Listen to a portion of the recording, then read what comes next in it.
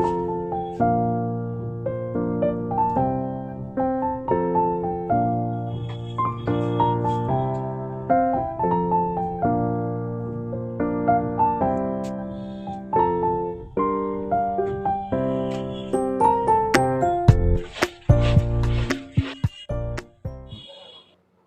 বন্ধুরা, আপনারা এই গরমে কেমন আছেন?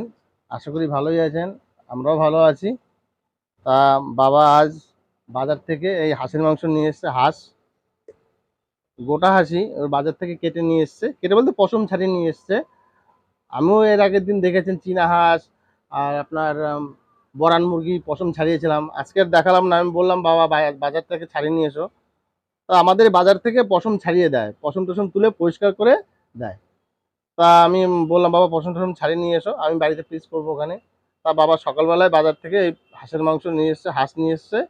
বাবা বললো আজ হাঁসের মাংসতে ভাত আর খাবে না, হাঁসের মাংসতে সাজের পিঠা, সাজ পিঠা বানাবে। সেই সাজ পিঠা যে হাঁসের মাংস খাবে।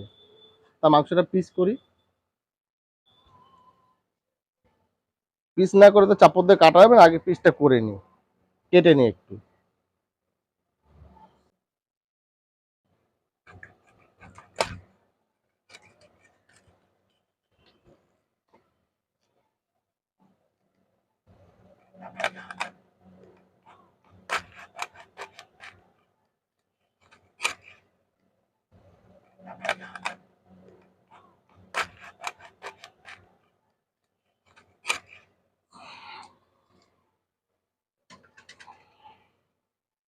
সুন্দর তেল হয়েছে, দেখেছো মা?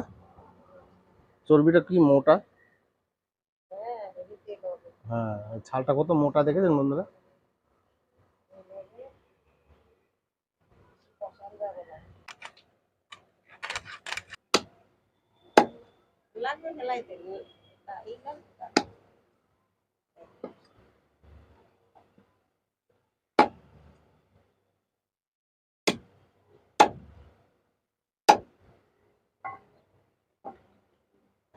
বন্ধুরা দেখুন কত সুন্দর তেল হয়েছে, একদম সাদা তেল। বেশি তেল দেওয়া লাগবে না, এটা সুন্দরবনের হাঁস। বাবা বললো এটা সুন্দরবনের হাঁস। এই হাঁসটা ওয়েট 1 কিলো 300 হয়েছে মাংস কাটার পরে। মাংস কাটার আগে ওজন ছিল 1 কিলো 600। কত সুন্দর তেল, চর্বি।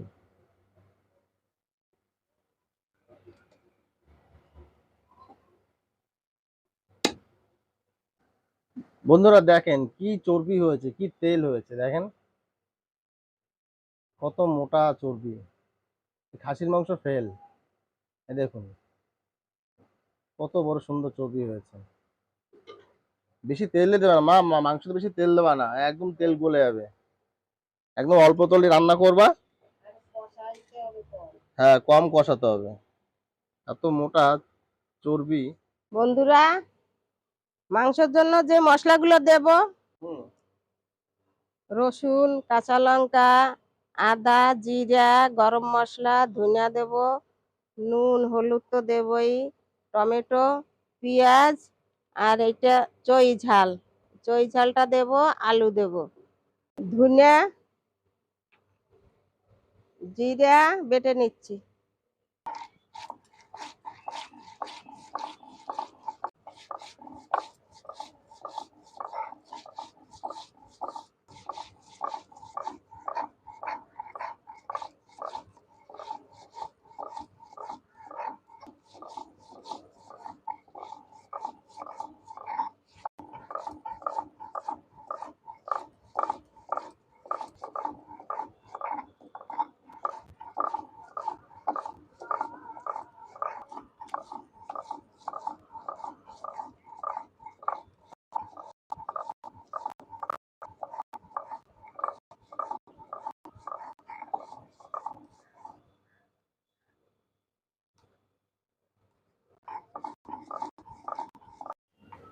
মশলা হয়ে গেছে, জিরা ধনিয়া বাটা,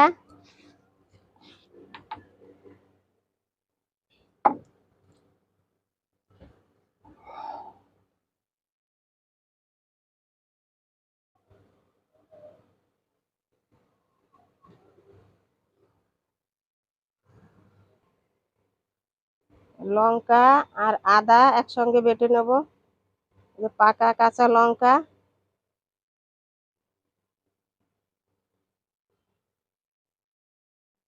চই ঝাল আছে এই জন্য বেশি আমি লঙ্কা দেব না।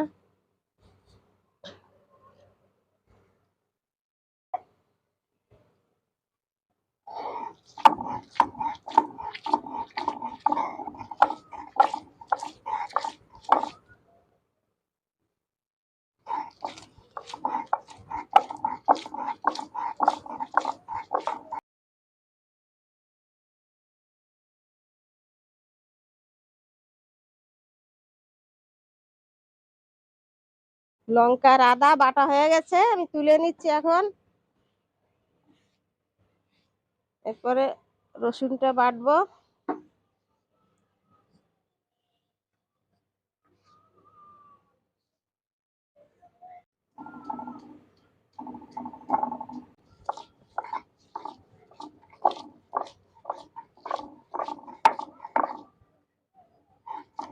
বন্ধুরা, উনান ধরায় দিছি, কারণ আমি মাংসটা মাখাবো। নুন দিচ্ছি, হলুদ দিচ্ছি,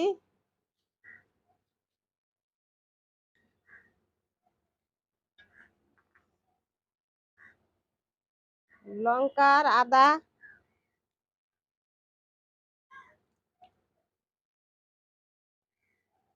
এটা জিরে আর ধনিয়া, পেঁয়াজ দিচ্ছি, একসঙ্গে আমি মাখিয়ে নেব।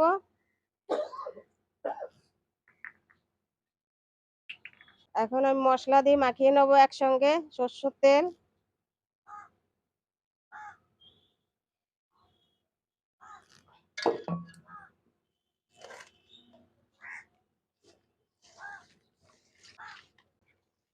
একসঙ্গে মাখায় নিচ্ছি।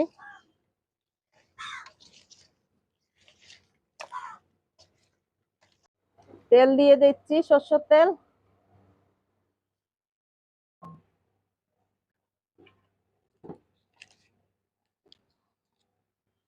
দুটো তেজপাতা দেব,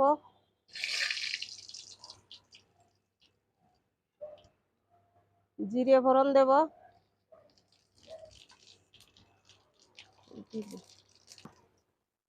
টমেটো দিচ্ছি।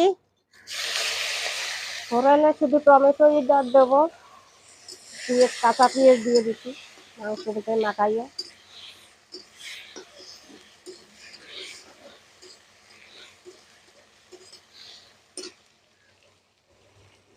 টমেটোটা একটু ভাজা ভাজা হয়ে গেছে, মাংস দিয়ে দিচ্ছি।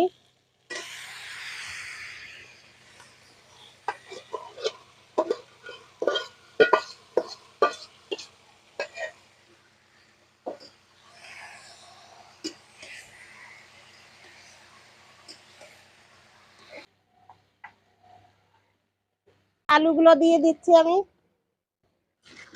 মানে একটু মাংসতে একটু আলু না হইলে আবার হয় না।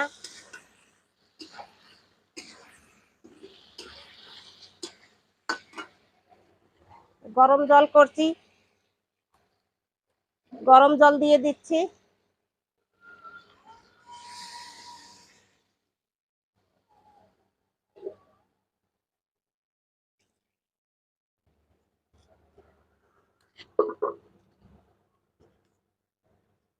একটু হাওয়া ছাড়ছে, ধোয়া হচ্ছে। বন্ধুরা, যে শাঁস পিঠে বানাবো আমি চাল ভিজিয়ে রাখছি সকালবেলা, 2-3 ঘন্টা ভিজায় রাখলেই হয়ে যায়। এখন আমি শিলে বাটবো।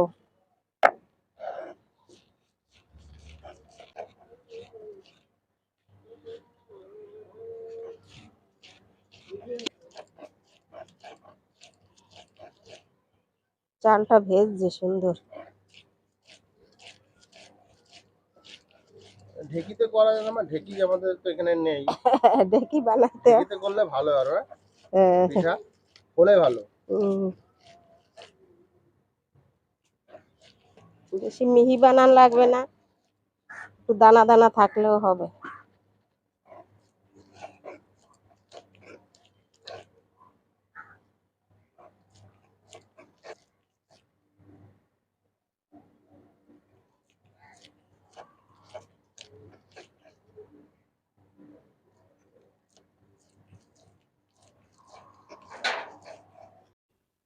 মাংস হয়ে গেছে, গরম মশলা দিয়ে দিচ্ছি।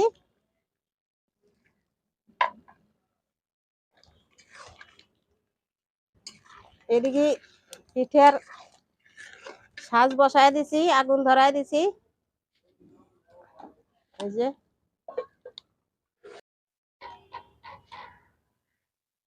সাজে গুঁড়ি দিয়ে দিচ্ছি।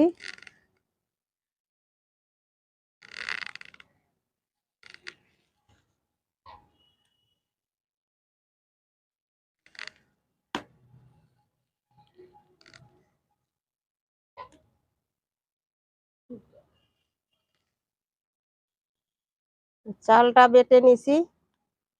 চালটা আতপ চাল দিলে ভালো পিঠে হবে না, রেশনের চাল দিয়ে করবেন, পিঠেটা ভালো হবে, নরম হবে, ফুলবে।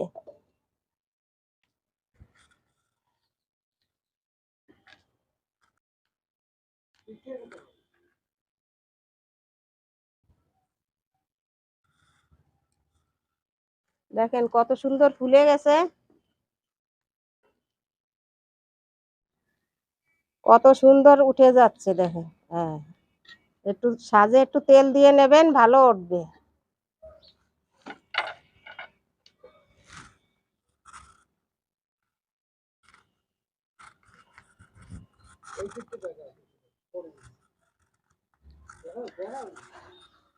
এই দেখেন কত সুন্দর সাদা পিঠের ওই পিঠটা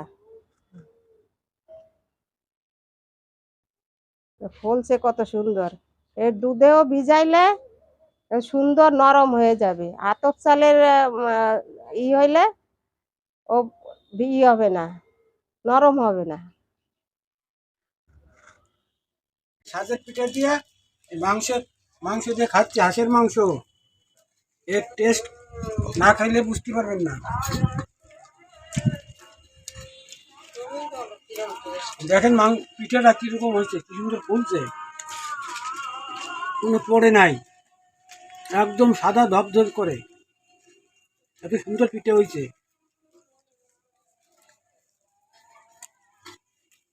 সাজের পিঠে, সাজে এটা সাজের পিঠে।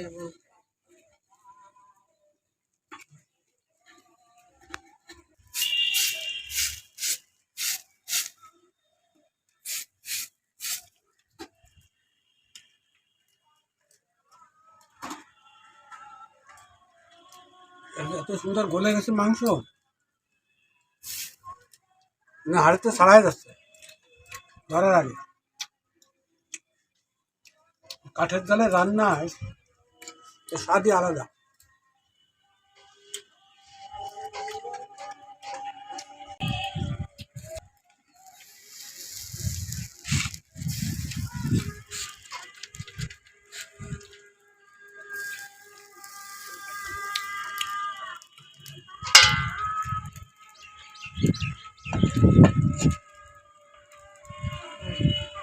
বন্ধুরা এরকম পিঠে করে খাইবেন,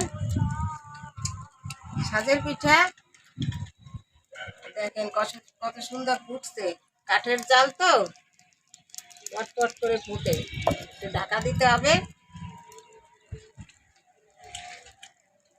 এই পর্যন্ত আমাদের খেতে দিয়ে দিচ্ছি। এদিকে আমি পিঠে বানাচ্ছি, আর কটা বাকি আছে। এই পর্যন্ত আমাদের ভিডিওটা দেখতে থাকেন, পরের ভিডিওতে আবার দেখা হবে।